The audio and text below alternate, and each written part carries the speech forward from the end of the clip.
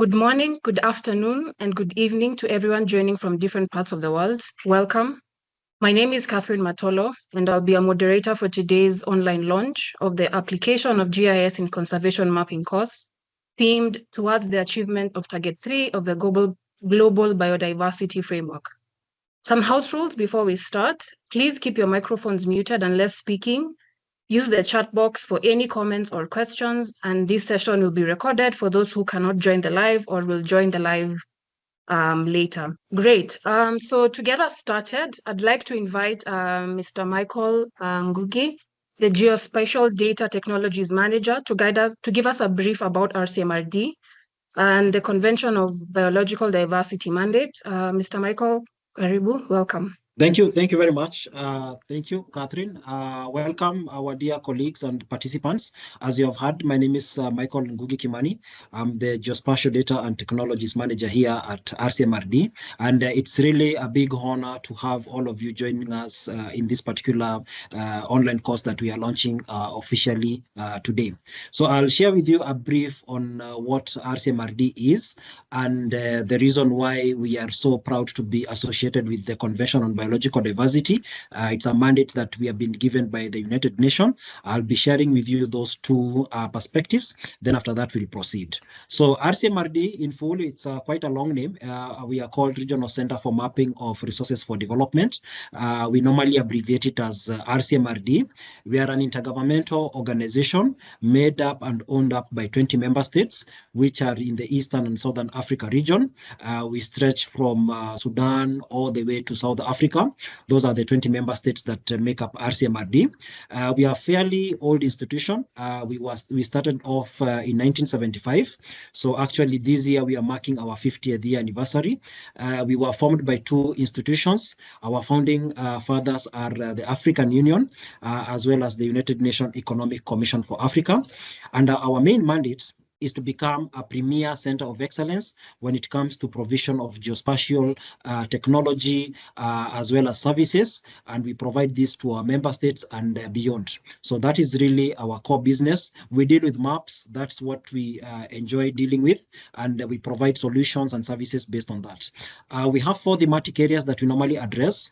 We have agriculture and food security. We do have land use change and urban development. We also have climate change and disaster risk.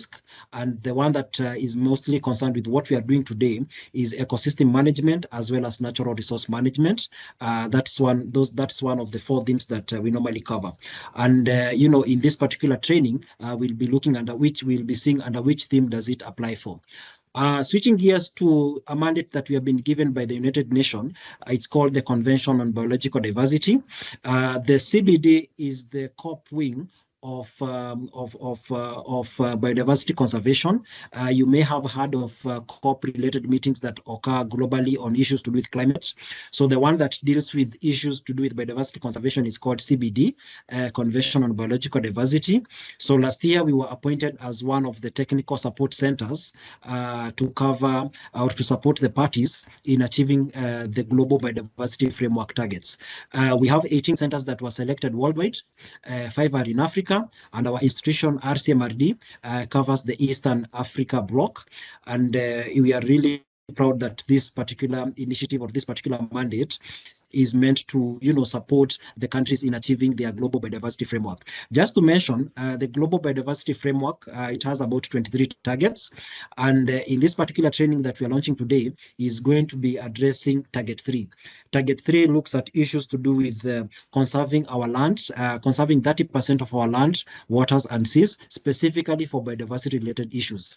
So that is the purpose of us linking that particular mandate that we have, as well as linking it with the CBD mandate. So the title of our training, which is Application of GIS in Conservation, whose theme is towards the achievement of Target 3 of the Global Biodiversity Framework, is really aligned and it's really inclined to what we are supposed to be achieving in this particular mandate that we have been given by the United Nations. So let me stop there. Thank you very much for coming. It's an opportunity to share, learn from each other. We don't know much, but perhaps from each other we'll be able to strengthen the work that we are able to do. And after maybe 3 or 4 weeks, you'll be proud that you'll have become better in terms of understanding what we do in this field of conservation, and more particularly how we use GIS technology to provide this kind of information. So allow me to stop there. Back to you, Catherine. Thank you very much, Michael, for that, setting the stage with that important context. In case you're just joining, welcome. This is the official launch of the online course by RCMRD. Please note that this session is going to be recorded. In case you miss anything, you'll be able to refer to it later on. Moving swiftly, we have Kelly, the Knowledge Management Officer, who will share about the Regional Center of Excellence for Biodiversity, Forest and Seascape Ecosystems Management in Eastern and Southern Africa. Welcome, Kelly. Thank you so much, Catherine. My name is Kelly, the Knowledge Management Expert at RCMRD. So I'll be taking you through our project, that is the RCOE, so that you know what we deal in. Coming to you from RCMRD headquarters. So I'll share my screen just to begin with. So I'll also ask Catherine to maybe turn off from her side. Oh, thank you, Catherine. So now RCMRD has a project which is called the RCOE. And the RCOE project came into being, that is in 2024. And it came into being after the folding of two projects, that is Biopama and OFESA. So as we'll be going through this, you'll be able to see and appreciate the fact that RCE-ESA has come from. And the duration period, just like I mentioned, is between 2024 to 2028. And it covers about 25 countries. Under the theme Biodiversity, Seascape, and Forestry. And like I mentioned before, it came into being after the folding of two projects, that is OFESA and Biopama. OFESA dealt with forestry, management and monitoring of forest, and it also started in 2020 to 2024. And Biopama dealt with biodiversity. It also started in 2020 towards 2024. So what happened is that after the folding of these two projects that were also fully sponsored by European Union, the RCE-ESA, that is Regional Center of Excellence for Eastern and Southern Africa in the management of biodiversity, forest and seascape came into being and added one more component, which is the seascape. And seascape deals with seas, marine and waters.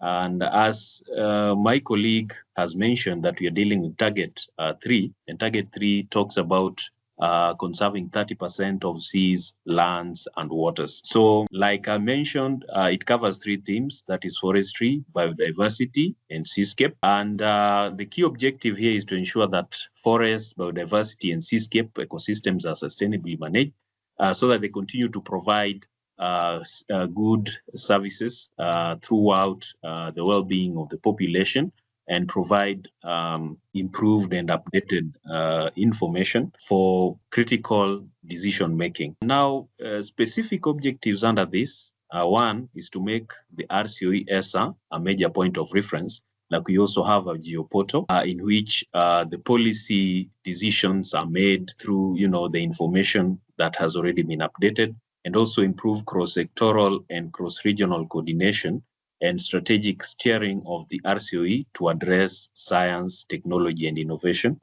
in the green transition challenge. Now, like I said, RCMRD RCOE project covers about 24 countries, and that the major implementing partners are RCMRD and C4ICRAF, and it's heavily funded by the European Union.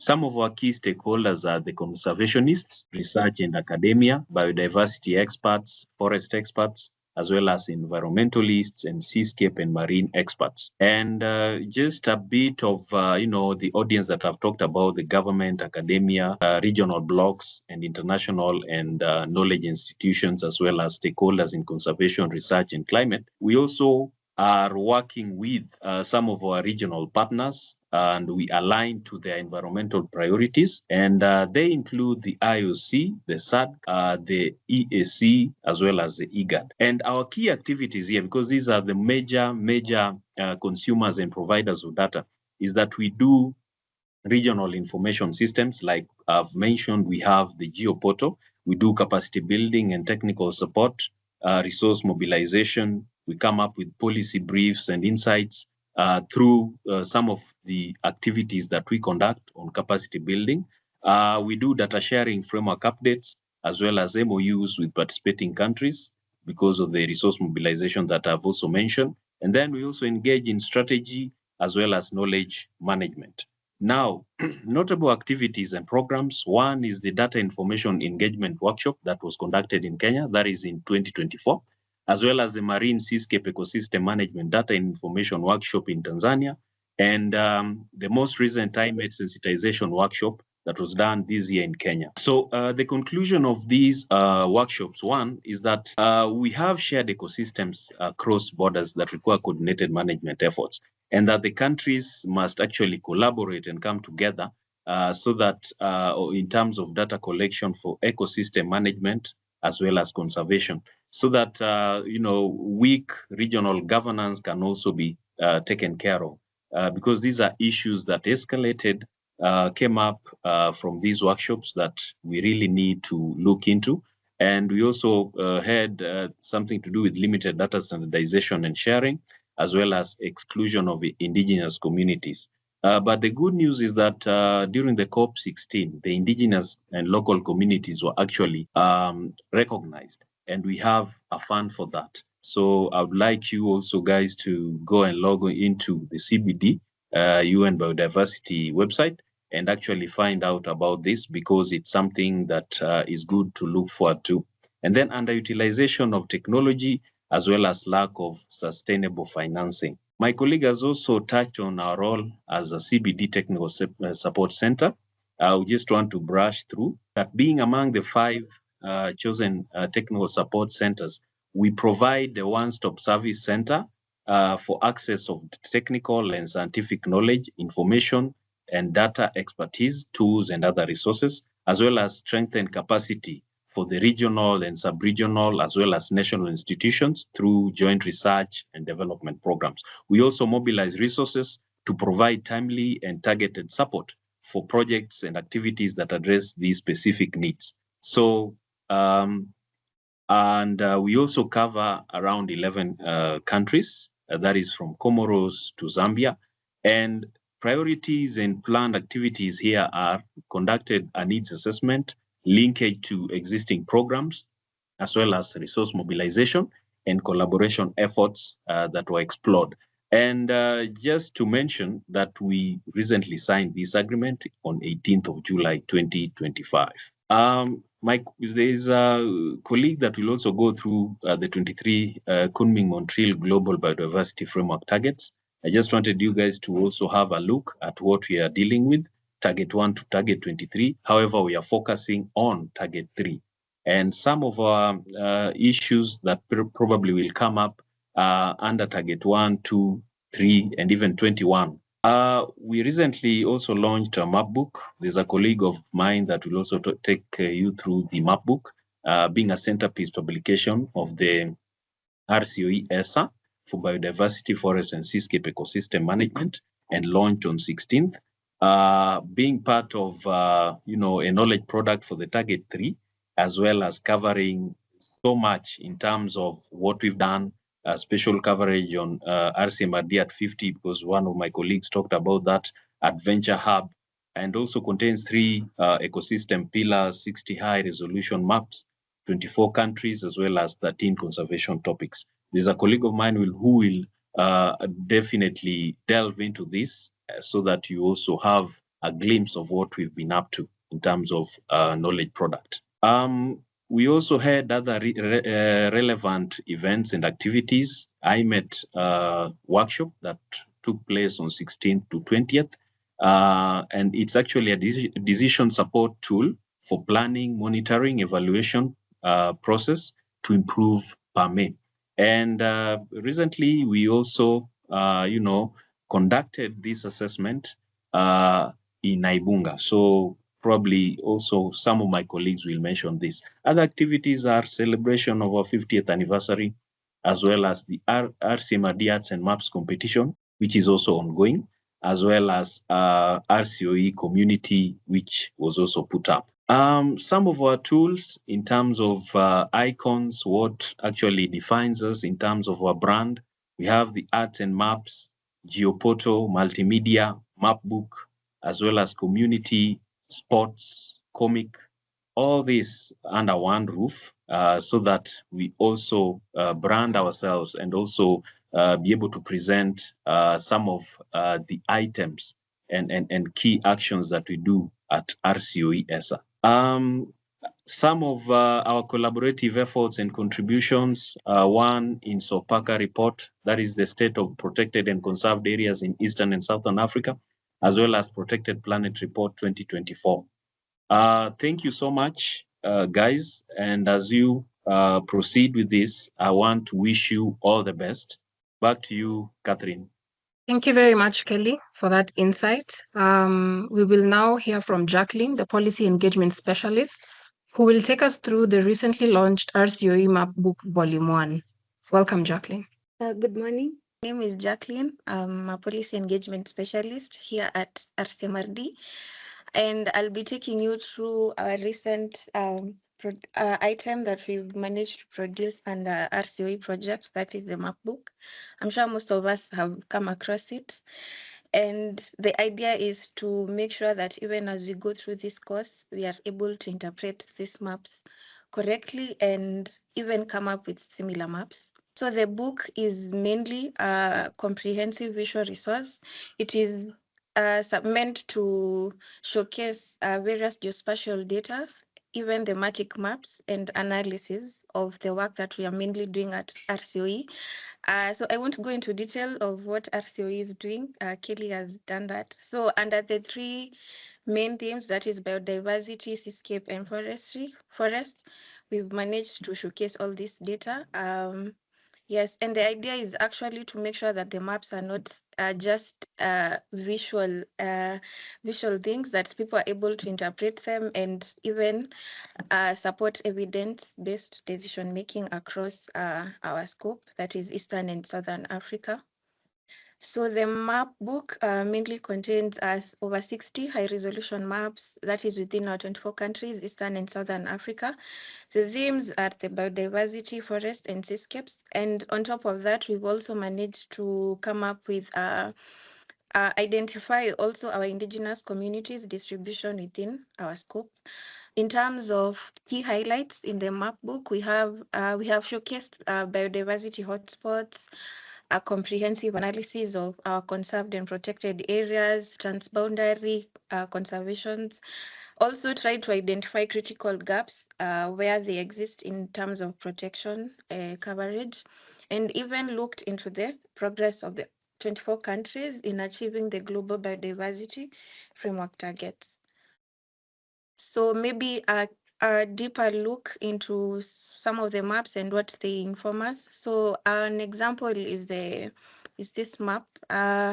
So someone like some of our stakeholders and maybe something that they can derive from the map. So this is a distribution of key bird species in the 24 countries. So for instance, a tourism authority within this area is able to come up with policies and even recommendations that will ensure they promote birdwatching destinations and even create conservation-linked plans. Our regional bodies within our scope, they are able to harmonize this data and come up with strategies that cater for all of them. A policymaker will be able to integrate this information and then come up with effective and efficient and sustainable policies that will protect each of the species in the countries. Another key highlight is the NBSUB submission. So as of the time we were coming up with a map. The dark green countries, that is just two, that is Tanzania and Uganda. They had managed to submit the full reports to the CBD, and then so the map is able to communicate that more effort and more detail is needed to be given to the remaining 22 countries.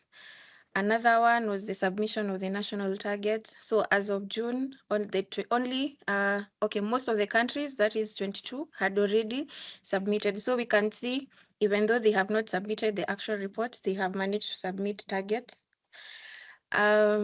So other than just the maps, we were able to try to integrate a fun section for it to make sure that we also make our young people in schools and primary schools feel accommodated and start to love mapping from an early stage. So there are things like the comic art, fun nature facts, and even games that they can interact with in the map book.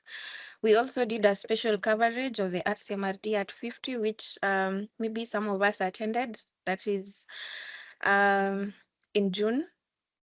And then in terms of analytics, we managed to build a bit of publicity to the book. So there's the soft copy version, which can be accessed through this link, the rcoemapbook.rcmrd.org. We have right now, I'm sure it's over 30 hits. And then in terms of the countries that we've managed to get viewers, there's Kenya, obviously, United States, South Africa. So we can see most of people are getting to see our information. In terms of key people that we've managed to give the book to, from the presentation, a key person we can all identify is Jack, who is the founder of Esri. So we were able to present a copy of the book to him, as well as our partners, WWF Kenya, IUCN. So there are so many, we wish we were able to accommodate all of them. Then there is also Astrid, who is our CBD Executive Secretary. Yes, thank you so much for your time, and hopefully you get to learn how to come up with these maps and even interpret it more. Thank you. Thank you very much, Jacqueline, for that overview. The next session, we are going to listen to Julius, which is now the heart of today's event. But before we proceed to the next presenter, if you've just joined us, please note that the session is being recorded and will be uploaded on YouTube. Just in case you miss anything, you'll be able to refer from there. Great. So now, to the heart of today's event, Julius, who supports capacity development, will provide an overview of the online course, including objectives, expectations, modules, participant grouping, and live session schedules. Welcome, Julius. Thank you, Catherine, and thanks to colleagues who have gone before me. I'll be giving a brief about the course, generally the outline. And basically, as my colleagues have said, we are building on our mandate as a technical and scientific cooperation center, and also building on our mandate as RCMRD to make sure that we are creating knowledge and we are disseminating knowledge, disseminating skills, disseminating data among, including methodologies, so that we can be able to tackle the conservation challenge.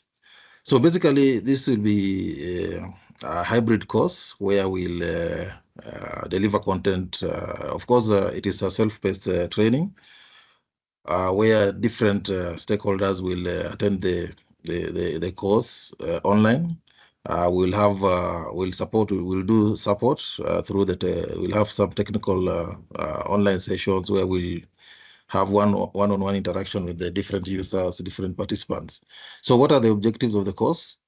Number one, we want to create awareness about the global biodiversity framework, and with specific emphasis on target 3. So as we emphasize on target 3, we'll also be looking at the other targets, but key would be target 3, where we are trying to make sure that by 2030, we conserve at least 30% of our terrestrial lands and waters. 2, we want to create awareness about the available tools, the information tools that we can use in the mapping, analyzing, and monitoring protected areas, including biodiversity hotspots.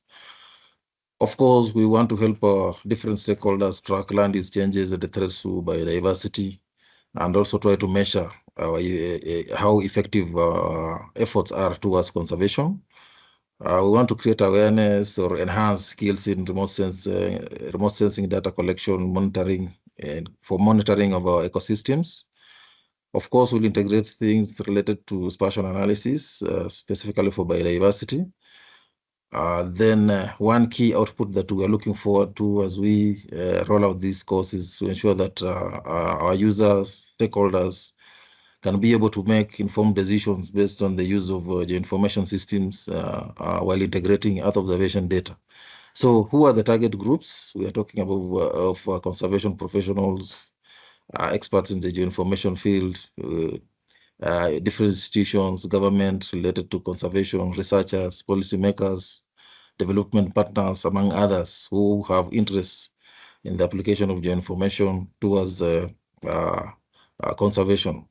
Of course, as we undertake this course, I will be issuing out certificates to those who are going to pass. There'll be some quizzes just to make sure that we are tracking how our content is being delivered and how different users are following up on the manuals. So we'll offer certificates and badges at different stages of the course. The course consists of 4 modules, module 1, 2, 3, 4. Module 1 looks at the conservation challenge and brings in the concept of the global biodiversity framework and concentrates on matters conservation. Module 2 is on data conservation databases, and we are building on what we are doing within the Regional Center of Excellence project, where we are helping countries to update their protected and conserved area databases.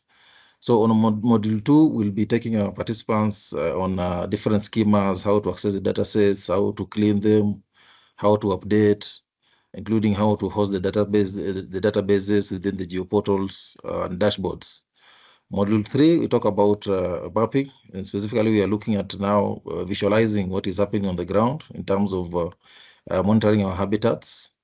So we'll be mapping and monitoring habitats using geospatial tools. Module 4 will concentrate on wildlife protection and conservation.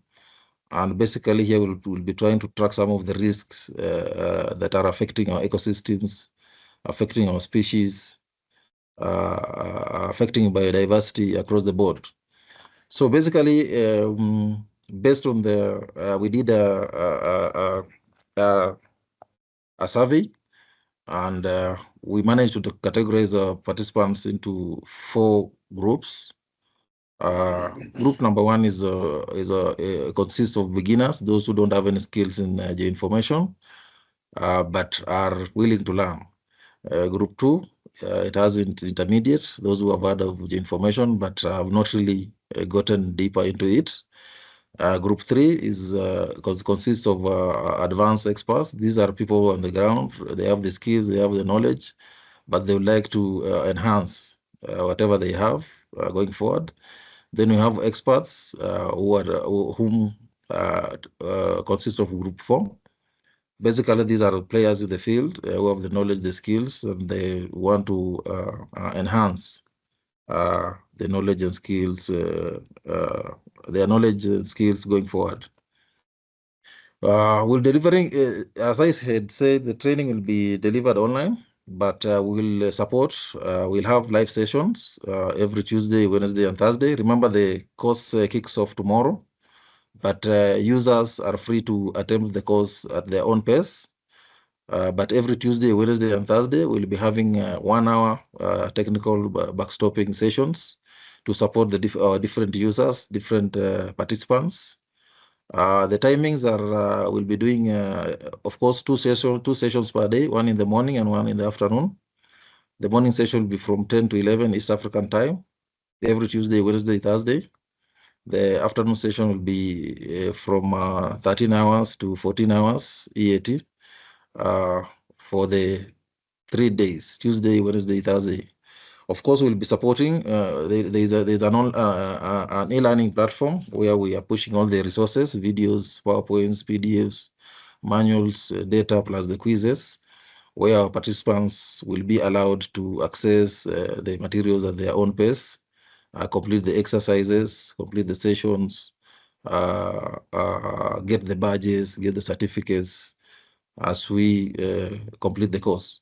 The course will be running, starts tomorrow, and we anticipate to complete it by 5th September.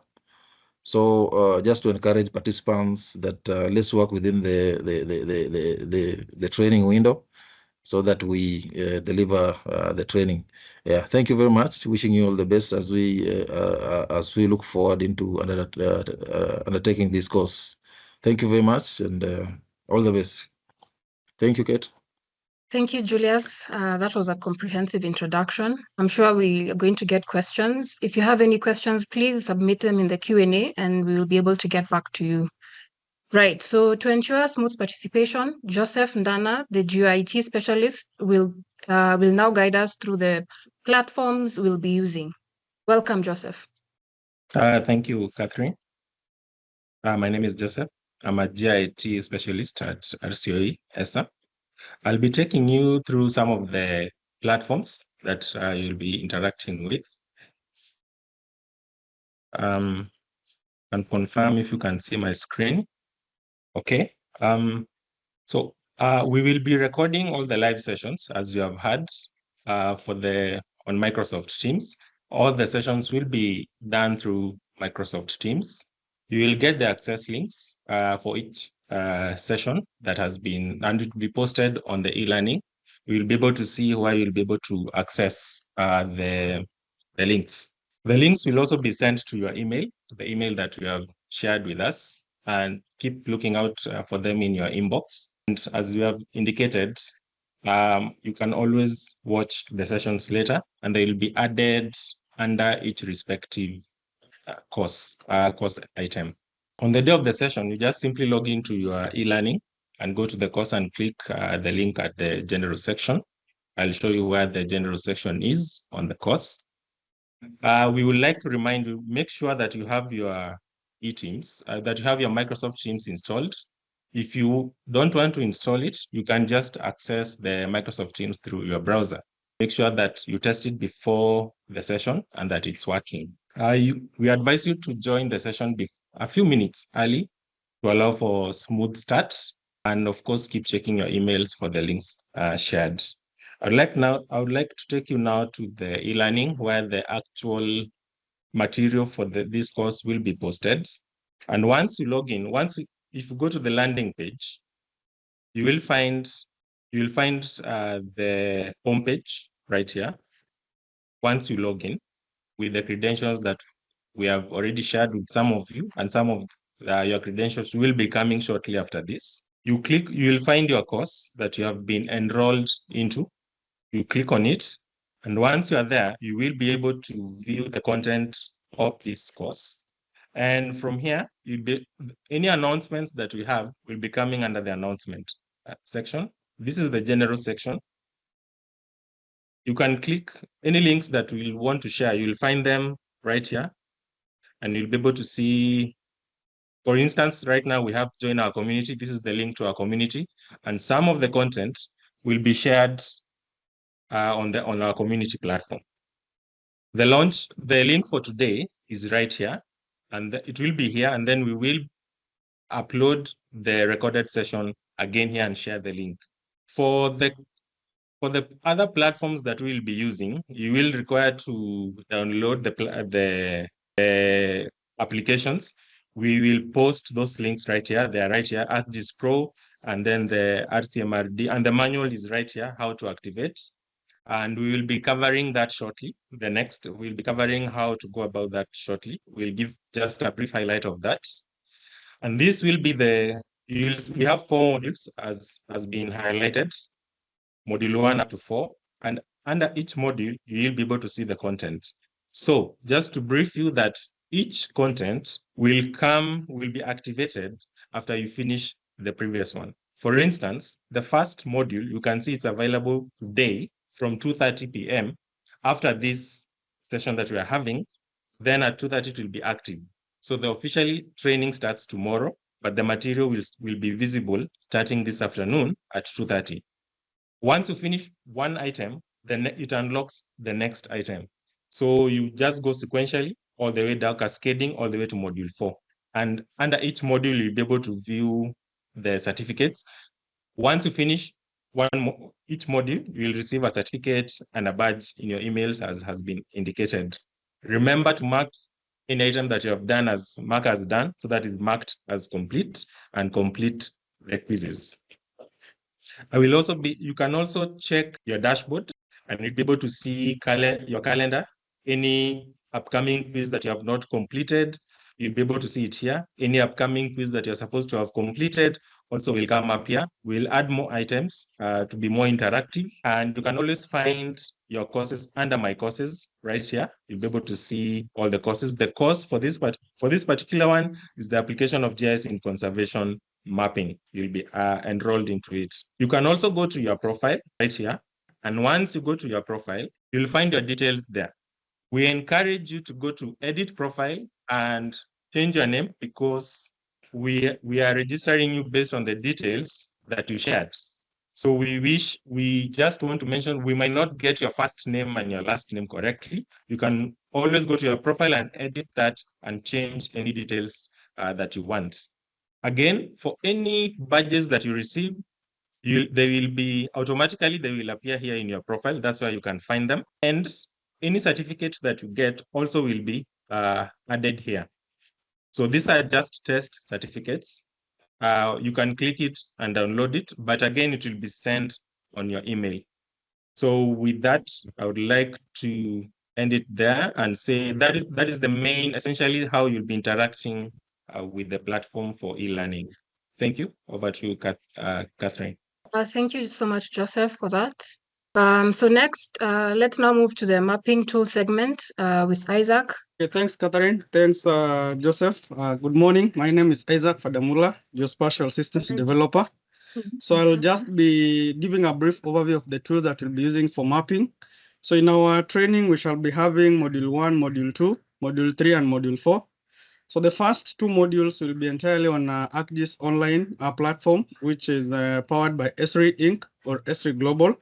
So you shall be having accounts created for all the users. You'll receive a notification in your email where you'll be required to set your password and also set your security question. After there, you'll now be redirected to a link or a homepage where you'll be able to sign in for you to start your ArcGIS online mapping work.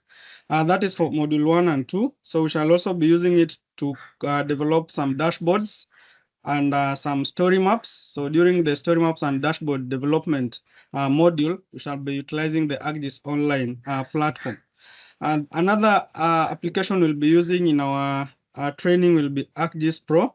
This is a premium subscription. So we also have some professional plus licenses for those who will be tackling that Module 3 and Module 4. So you'll be also required to activate your licenses by logging in.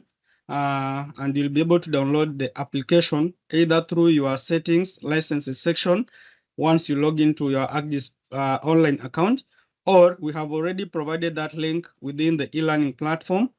There's a link for ArcGIS Pro download, so you'll also be required to either get it from your settings section or you get it from our online e-learning platform. So that will be used for image analysis and other advanced mapping activities such as change analysis during the satellite image tackling module. We'll also be using it for your mapping and also creating maps that resemble those that were presented by my colleague earlier in the map book. We shall also be using ArcGIS Pro for wildlife hazard monitoring when we'll be in Module 4, GIS for wildlife protection and conservation. Land cover change analysis and hotspot mapping will also be handled by ArcGIS Pro. And then lastly, during the mobile data collection using Survey 123, you'll also be required to have your ArcGIS online account ready and active. So more on how to configure the The platforms, we've already shared a manual on our e-learning platform. Access it and be able to utilize it.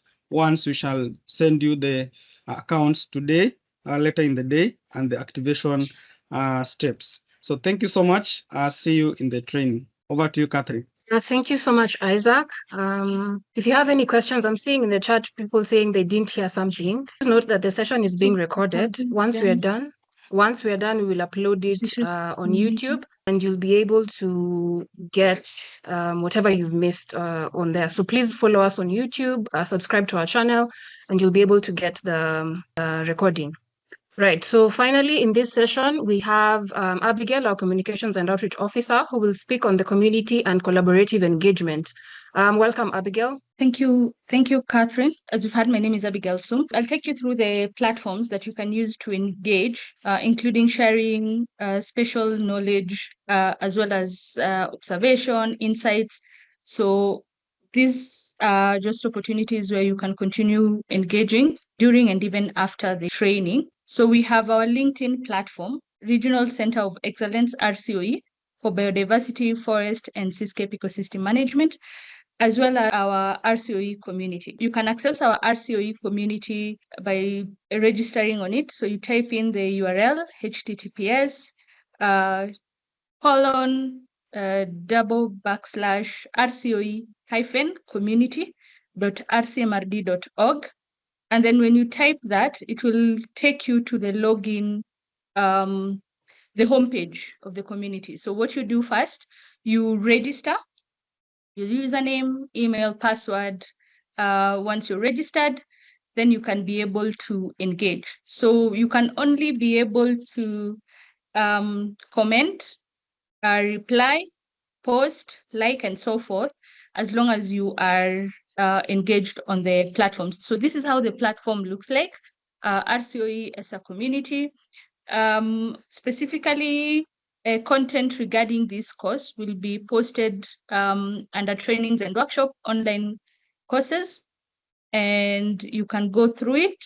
So right now, there are 2 items that are posted there. We have the initial poster for the initial communication for the training, and then information about the launch, this current event.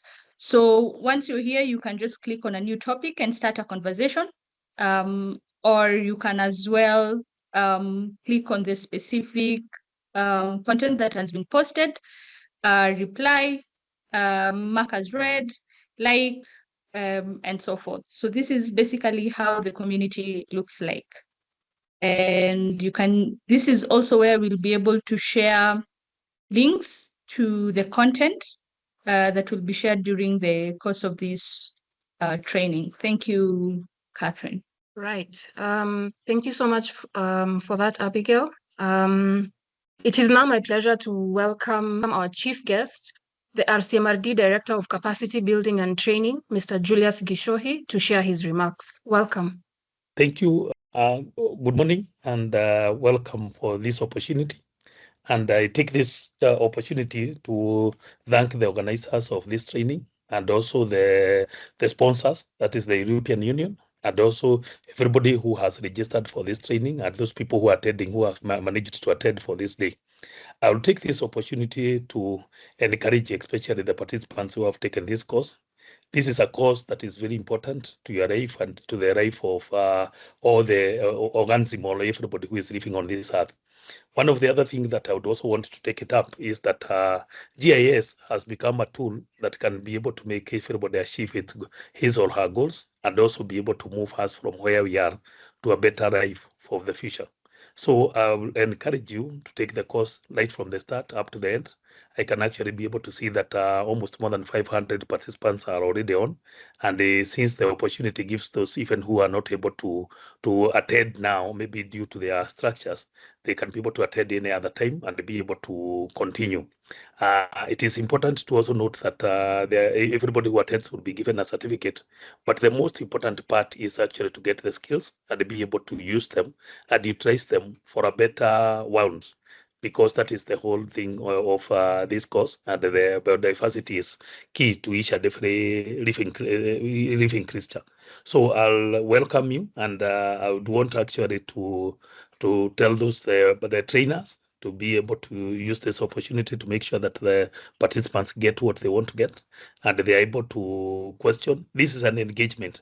It's not where learning is just being taught, but it's also where you ask your questions, make sure that you participate well, and you are also able to benefit from whatever skill that is there given. And where clarification is needed, then you can be able to do. We're also looking at RCMRD being capacity building, being our key mandate, is where we are hoping that this training will also continue even beyond the time of training, whereby if you have a question or if you have anything that you need to clarify after this, is very important. You just get in touch with us and you're able to do that. At this training, we have constituted a number of experts who are able to give you very key, important skills, and who are an expert in their own field, and they will be able to deliver the training beyond your expectations. And this is very important that it succeeds. So I'll take this opportunity to declare the training open, and I'll also welcome you to be able to see that you start the training well, and we keep time, and we also succeed in our own aspect. So I take this opportunity to declare the training open, and welcome. Thank you all. Back to the moderator. Thank you very much, Mr. Kishohi, for those inspiring words. As we close, I'd like to thank everyone for joining in this launch. The course is a crucial step in equipping conservation professionals with GIS skills to support the Global Biodiversity Framework Target 3. We look forward to learning and working together towards conserving our biodiversity. Thank you, and we wish you all the best. Please remember the YouTube is going to be uploaded on YouTube. You'll be able to recap everything that you've missed in case you joined in a bit late. It will be on our YouTube. Kindly follow us on YouTube and subscribe. Right, so the webinar is closed. Thank you very much.